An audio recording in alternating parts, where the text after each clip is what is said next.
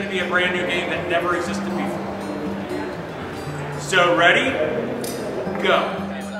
With just the trinkets and game pieces on the table and their own imagination, attendees design a game from scratch. These are the players, right? Like how a many playing players? field? To like based on the dice roll, you have to like stop there, pause. Yes. Yeah. First one to finish, first one to complete wins, and then they get the candy. Okay. Exactly. Well, what we wanted to do is expose them to a design pattern for improving consumer loyalty programs using the science that we've been exploring for the last few years at Maritz and the process that we've developed to apply that science to real-world problems.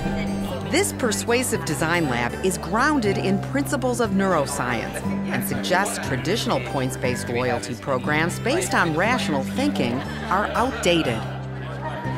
A loyalty decision is not based first on a rational economics construct.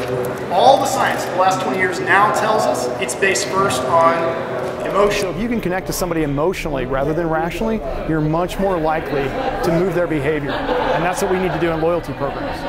Once players design their game, teams swap places and share what works and what doesn't work.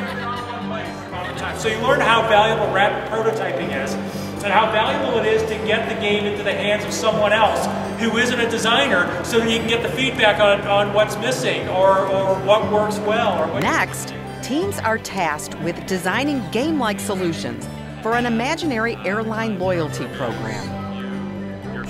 The one thing that a lot of programs miss is design, is the discipline of design. And design begins with helping people solve a problem or make their lives better. To engage players in either the game or the make-believe loyalty program, designers need to consider one important element: fun. What else? No rules. I think the cool thing about these labs we do is once people are introduced to the concept, they're like, aha, that really is what's been missing from the program, but nobody's ever given them permission to think of a loyalty program that way. If there's nothing else that we do successfully in these labs, it's giving people permission to think about design in a whole new way.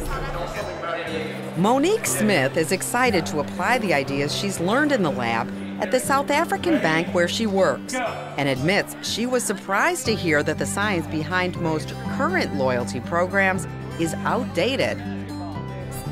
That was quite new and interesting, and I agree. I think we have based things on rational decision making, and yet we've got a whole generation of millenniums who act out of emotion, and we haven't really stopped to unpack that, and I think it's time we do.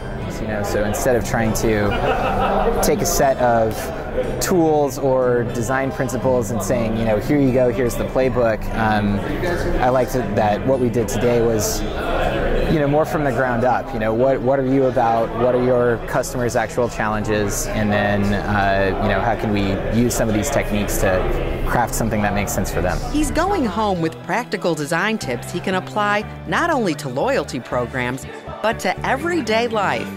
Now that's something to celebrate. You will all deserve a round of applause.